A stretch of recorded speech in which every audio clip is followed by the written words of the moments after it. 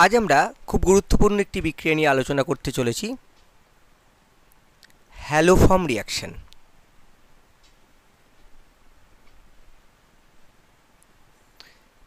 এটা অর্গানিক কেমিস্ট্রিতে খুবই গুরুত্বপূর্ণ একটি বিক্রিয়া হিসাবে ধরে নেওয়া হয়। দেখো, হ্যালোফর্ম বিক্রিয়া কাকে বলবো?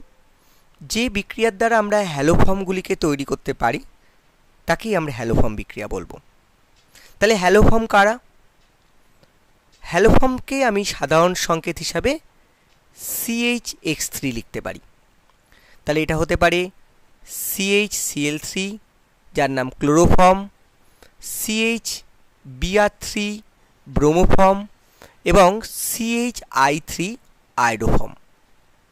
এদেরকে যে বিক্রিয়া দ্বারা তুমি তৈরি করতে পারবে তাদেরকেই বলা হয় হ্যালোফর্ম বিক্রিয়া।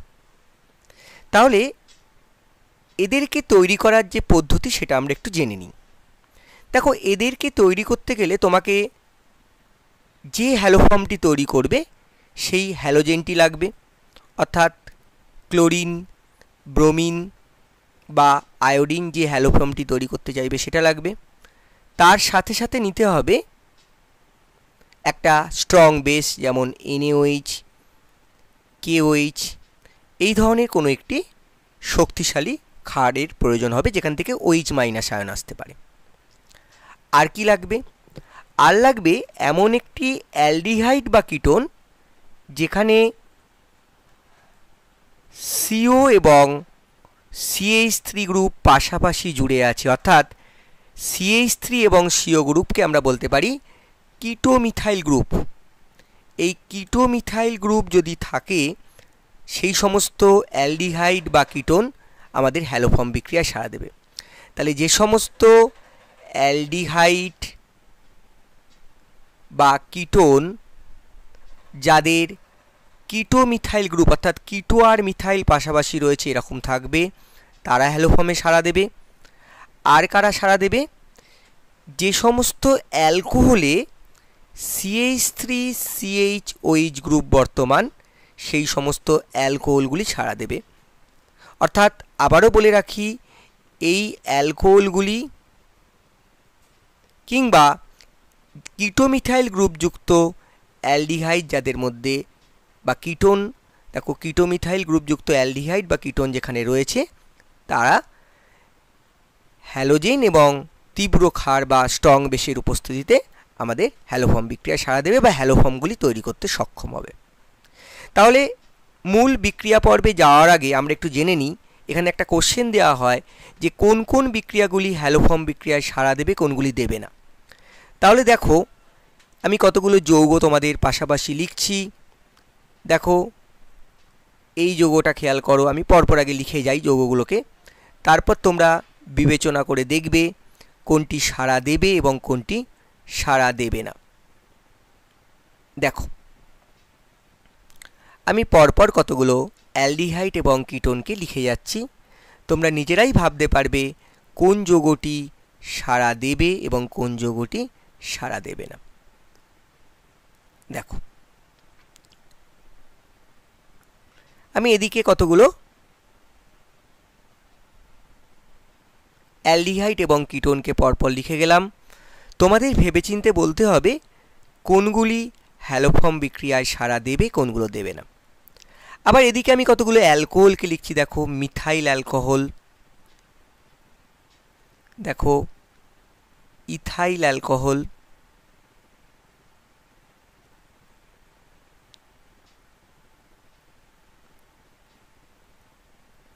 প্রোপানল বা প্রোপান-1-অল,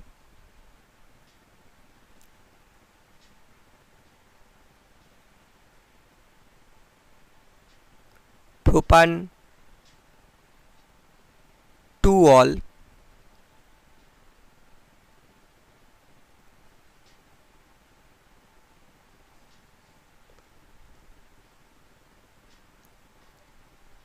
দেখো টারসিয়ারি বিউটাইল অ্যালকোহল। এবার এদের মধ্যে কারা কারা সাড়া দেবে দেখো, আমি আবারও মনে করাই, তোমরা যদি এই নিয়মটা মনে রাখতে পারো, যে সমস্ত অ্যালডিহাইড বা কিটোনের মধ্যে কিটোমিথাইল গ্রুপ আছে, অর্থাৎ মিথাইল আর কিটো কিন্তু পাশাপাশি লেগে থাকতে হবে, এই কিটো মিথাইল গ্রুপ তবেই বলবো আমরা যদি CO এবং CH3 গ্রুপ পাশাপাশি লেগে থাকে। আর কোন অ্যালকোহলগুলি দেবে, যে সমস্ত অ্যালকোহলে আমরা দেখতে পাবো এই গ্রুপটি লেগে আছে তারাই কিন্তু আমাদের সাড়া দেবে। তাহলে দেখো বাবা, এখানে কি আমাকে সাড়া দেবে? দেখো, খেয়াল করে দেখো, এটার মধ্যে কিন্তু কিটো মিথাইল গ্রুপ রয়েছে। তাহলে দেখো এখানে কিটো মিথাইল গ্রুপ রয়েছে, তাহলে কিটো এবং মিথাইল পাশাপাশি যুক্ত রয়েছে, তাহলে এটা সাড়া দেবে। আবার দেখো অ্যাসিটালডিহাইড, দেখো এও কিন্তু হ্যালোফর্ম বিক্রিয়ায় সাড়া দেবে। কিন্তু দেখো এই যে গ্রুপটা দেখতে পাচ্ছ, কিটো আর মিথাইল কিন্তু পাশাপাশি নেই, কাজে এটা কিন্তু সাড়া দেবে না। আবার দেখো এইটাতে দেখো কিটো আর মিথাইল পাশাপাশি রয়েছে, তাহলে এটাও সাড়া দেবে। আবার দেখো এটাতে কিন্তু কোনো মিথাইল গ্রুপ নেই, তাহলে এটা সাড়া দেবে না। আবার দেখো এটাও কিন্তু সেভাবে সাড়া দেবে না, কারণ এখানেও কোনো মিথাইল গ্রুপ নেই। এবার চলে এসো অ্যালকোহলে, দেখো এটা সাড়া দেবে না। কিন্তু এখানে দেখো তুমি CH3OH গ্রুপ, আমি আবারও বলছি, আগের দিকটা তোমরা দেখো, যে সমস্ত অ্যালকোহলে CH3CHOH থাকে তারা সাড়া দেবে। তাহলে দেখো রেসপন্স করবে কোনটা? এটা রেসপন্স করবে, মিথানল করবে না ইথানল করবে। আবার দেখো এখানে কিন্তু CH3 আর OH এখানে রয়েছে, কাজে এ সাড়া দেবে না। কিন্তু এটা দেখো আবার CH3CHOH গ্রুপ রয়েছে, এটা সাড়া দেবে। এটা আবার দেখো সাড়া দেবে না, কারণ এখানে CH3CHOH নেই, সুতরাং সাড়া দেবে না। এইভাবে কারা কারা হ্যালোফর্ম বিক্রিয়ায় সাড়া দেবে, কারা কারা দেবে না, এখান থেকে একটা কোশ্চেন দেওয়া হয়। আশা করি তোমরা এখান থেকে অ্যান্সার করতে পারবে। তাহলে এরকম একটা যৌগ নিতে হবে। আর কি নিতে হবে? আর নিতে হবে আমাদের যে হ্যালোফর্মটি তৈরি করতে চাইছে, অর্থাৎ ক্লোরোফর্ম তৈরি করলে ক্লোরিন, ব্রোমোফর্মে ব্রোমিন, আয়োডোফর্মে আয়োডিন, এবং এক্ষেত্রে আমাদের একটা স্ট্রং বেস যেখান থেকে OH- আয়ন আসতে পারে সেটা নিতে হবে। এই প্রসঙ্গে বলে দিই যে খুব ভালো করে খেয়াল করলে দেখো যে যে সমস্ত অ্যালকোহলে এই গ্রুপটি বর্তমান, অর্থাৎ CH3CHOH গ্রুপ আছে, তারা পরবর্তীকালে অক্সিডেশন বা জারণ ঘটে, দেখো এই হাইড্রোজেনগুলি যদি বেরিয়ে যায় তাহলে দেখো কিটো মিথাইল গ্রুপ তৈরি করতে পারে। খেয়াল করো, তাহলে এখানে আমাদের কি হলো? এই হাইড্রোজেনগুলি বেরিয়ে গেলে এটা কিন্তু কিটো মিথাইল গ্রুপ তৈরি করতে পারছে। তাহলে কেন সেই সমস্ত অ্যালকোহল করে যেখানে CH3CHOH আছে? কারণ এই হাইড্রোজেনগুলি বেরিয়ে গেলে এটা একটা কিটো মিথাইল গ্রুপ তৈরি করতে পারবে, এই কারণেই কিন্তু এই অ্যালকোহলগুলো সাড়া দেয়।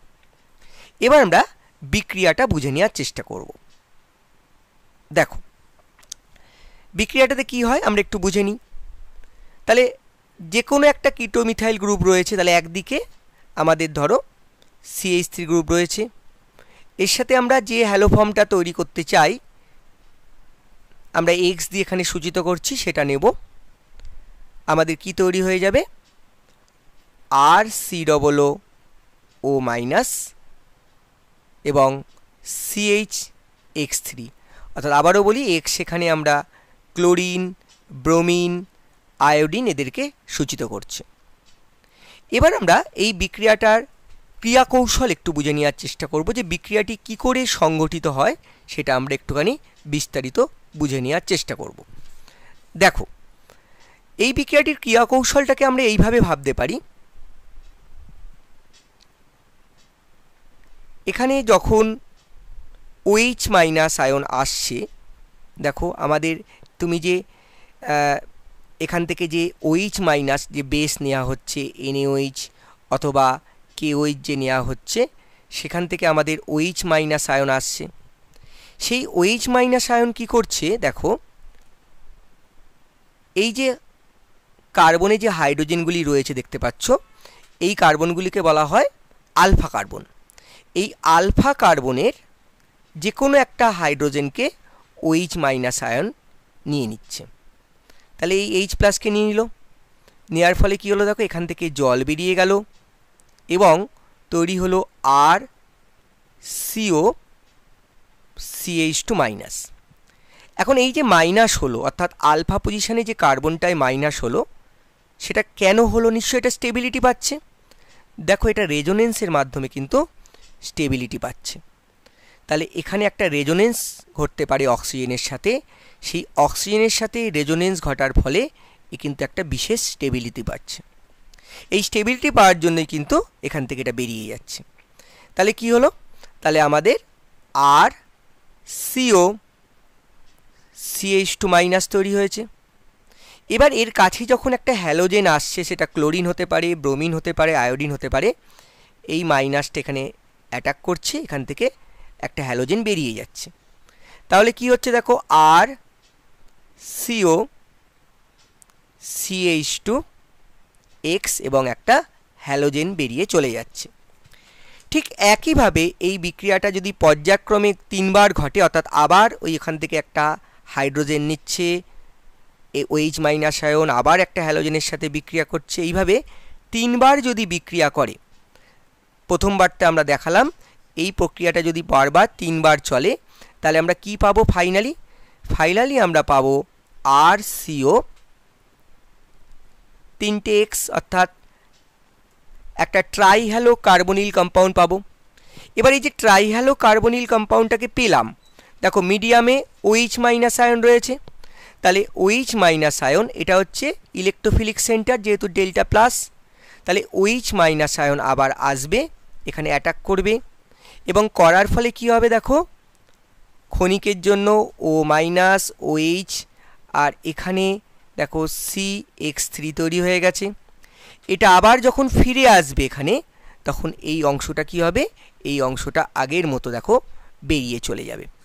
তাহলে এই অংশটা বেরিয়ে চলে গেলে কি হচ্ছে দেখো, এখানে আমাদের আর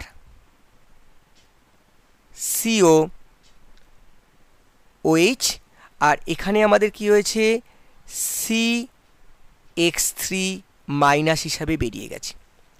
এই মাইনাসটা আবার এই অ্যাসিড, অর্থাৎ যে অ্যাসিডটি তৈরি হয়েছে কার্বক্সিলিক অ্যাসিড, এই অ্যাসিডের H+ আয়নকে নিয়ে নেবে, ফলে এটা আবার কি হবে, এটা আবার নেওয়ার সাথে সাথে দেখো যখন ঘটবে, এটা আবার এর মাথায় চলে যাবে, তাহলে আমাদের কি হবে, আর সিও O- এবং CH(X3) একটা হ্যালো ফর্ম পাবে, এবং যেটা জানো তোমরা, রেজোনেন্সের মাধ্যমে এই আয়নটি স্টেবিলিটি লাভ করতে পারবে রেজোনেন্সের মাধ্যমে।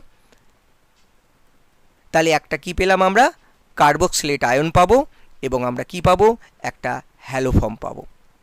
এই হ্যালো ফর্ম বিক্রিয়া দ্বারা কিন্তু বিভিন্ন যৌগের মধ্যে পার্থক্য করা যেতে পারে, খুব গুরুত্বপূর্ণ বিক্রিয়াটা। দেখো, এর দ্বারা তুমি মিথানল ইথানলের মধ্যে পার্থক্য করতে পারবে, এর দ্বারা তুমি, কেন এই বিক্রিয়া করবে একজন করবে না, এর দ্বারা তুমি প্রোপান অল বা প্রোপান টু অলের মধ্যে পার্থক্য করতে পারবে, এর দ্বারা তুমি অ্যাসিটোন অ্যাসিটাইলডিহাইডের মধ্যে পার্থক্য করতে পারবে, এর দ্বারা তুমি বেঞ্জোকুইনোন, দেখো এখানে যেটা পেলে তুমি, এখানে এর দ্বারা কি অ্যাসিটোফেনন এবং বেঞ্জোফেননের মধ্যে পার্থক্য করতে পারবে, কেন এই একজন বিক্রিয়া করবে একজন করবে না। তাহলে এই বিক্রিয়াটি খুবই গুরুত্বপূর্ণ। আশা করি তোমাদের বোঝাতে পারলাম। সকলকে ধন্যবাদ।